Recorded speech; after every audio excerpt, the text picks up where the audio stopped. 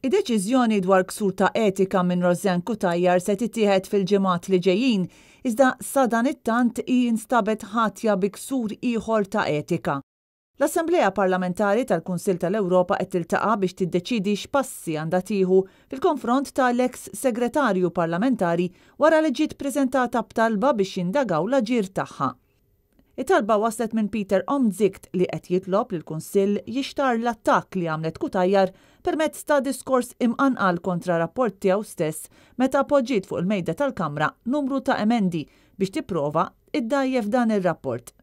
Omtzigt kien preżenta rapport dwar l-assassinju ta' Daphne Caruana Galizia u s-saltna ta' dritt pajjiżna u fih issemma bi prominenza Jorgen Fenech u l-kumpanija segreta li kellu 17 Black. Il-qrubija intima bejn Fenech u Cutajar ġiet irrapportata kemm il-darba fil-medja fejn ħarġu wkoll qatt ta' chats bejniethom.